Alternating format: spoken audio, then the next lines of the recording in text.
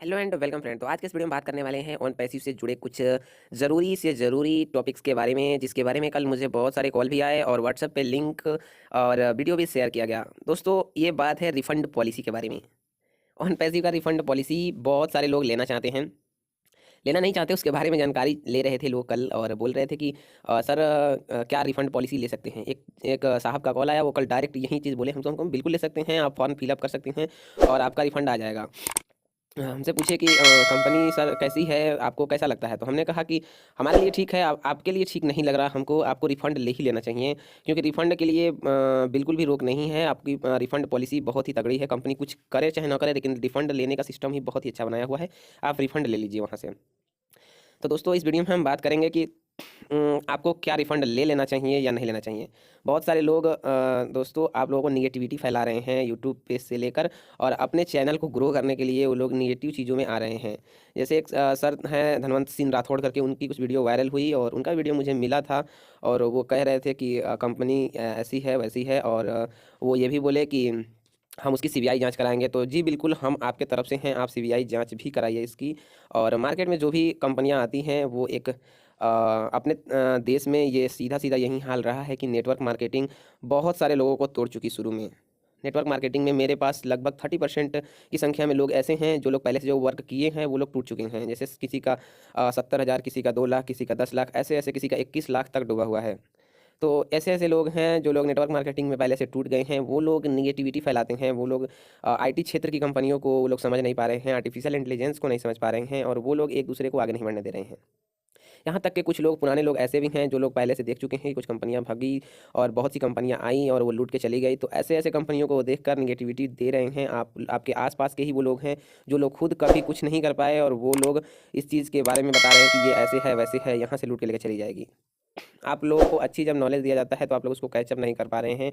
और जो अगल-बगल के रोड में जो लोग कोई काम नहीं, जिनका कोई काम नहीं है, जो 10,000 5,000 पे नौकरी ढंग से नहीं कर पा रहे हैं, उन लोगों की राय सुन के आप लोग ऐसा निगेटिविटी कर रहे हैं, निगेटिविटी फैला रहे हैं। तो दोस्तों, मैं बता दूं आप सभी के लिए, बिल्कुल एस मुफर्रेश सर ने एक मीटिंग में बोला था कि जिस किसी को भी दिक्कत हो रही है हमारे सिस्टम से, वो लोग अपना रिफंड पॉलिसी ले सकता है। आपके हिसाब से कंपनी अगर भागने वाली है तो आप और भागने से पहले उसको पकड़ लीजिए, आप उसको रिफंड करा लीजिए, अपने सारे पैसे को रिफंड ले लीजिए, और आप बिल्कुल भी निश्चिंत हो जाइए। मार्केट हमेशा रिस्क पे ही रहता है। अभी आप लोग कहाँ-कहाँ इन्वेस्ट करते हैं? ट्रेडिंग में, फिर उसके बाद से इन्वेस्ट करते हैं इन्वेस्टिंग वाली कंपनियों में, बड़े-बड़े एमएलएम प्लान में।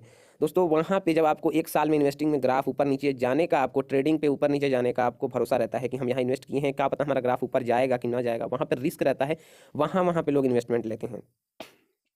हम आपको बताए थे, एक अली बाबा का उदाहरण दिए थे। अली बाबा भी एक आईटी क्षेत्र की कंपनी थी, उसने भी फाउंडर्स बनाए, उसने भी सेम ऐसे किया। उसके फाउंडर्स उस समय उतने ज़्यादा टेक्नोलॉजी विकसित नहीं थी, डिजिटल प्लेटफॉर्म इतना आगे नहीं था, तो बहुत से लोगों को भरोसा नहीं हुआ, रिफंड ले लिए। आज उसके फाउंडर करोड़ों के मालिक हैं, अरबों के मालिक हैं। तो आपको मैं पहले ही बता चुका हूँ दोस्तों, नेगेटिविटी हर जगह है। जहाँ पॉजिटिव चीज़ उभरती है वहाँ नेगेटिव लोग आते हैं, अपने टीआरपी के चक्कर में, अपने चैनल के चक्कर में, कि हम नेगेटिव बातों को पॉइंट रखेंगे तो लोग हमारे वीडियोज़ को ज़्यादा क्लिक करेंगे। दोस्तों, नेगेटिविटी यूट्यूब पे फैलाने से और 2 लोगों के नीचे वीडियो के कमेंट कर देने से आपकी बात नहीं रखी जा सकती है।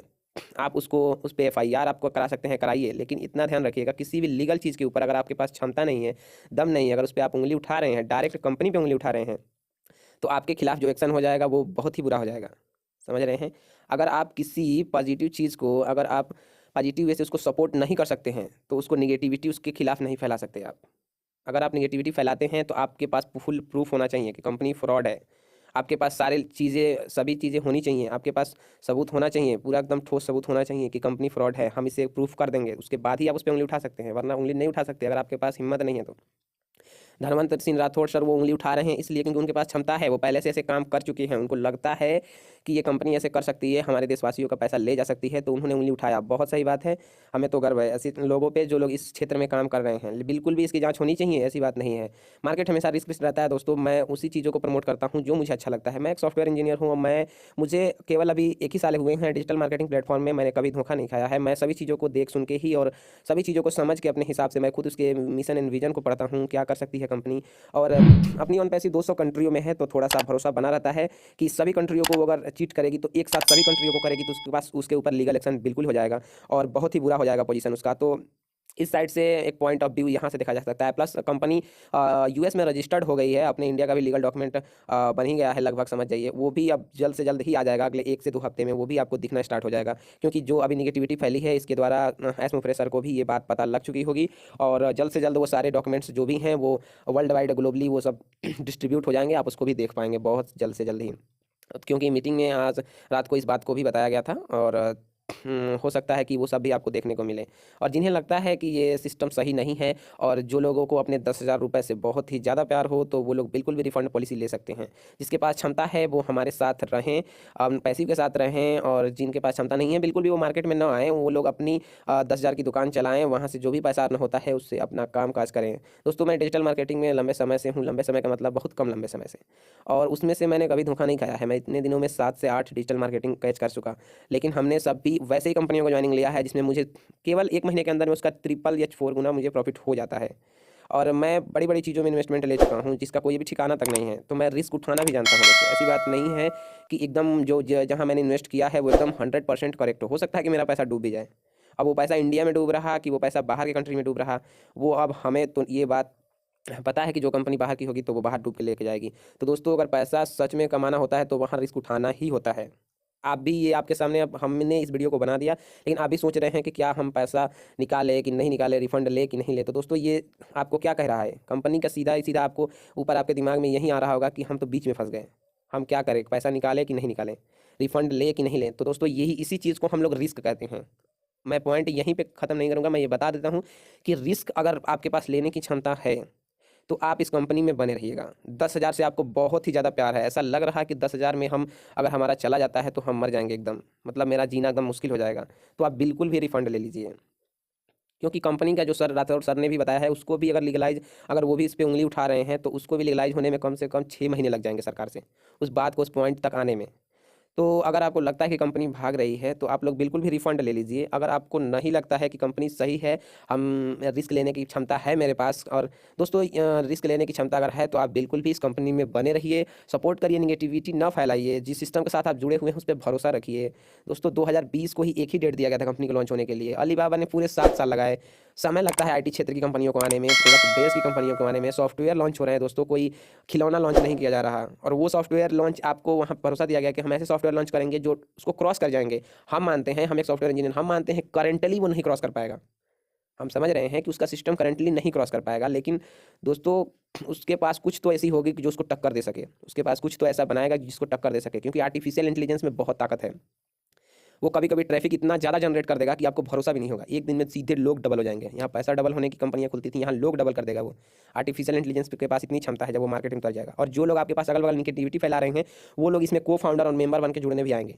ये भी आप ध्यान देना, कुछ ही दिनों में, कुछ ही समय में ये सब होने वाला है। तो बिल्कुल भी अगर आपके पास भरोसा है तो आप कंपनी में बने रहिए। मैं सीधी बात कहूँगा कि अगर क्षमता है कि आपका पैसा डूब जाए भी तो हम ज़िंदा रह सकते हैं, हमें कोई फ़र्क नहीं पड़ेगा।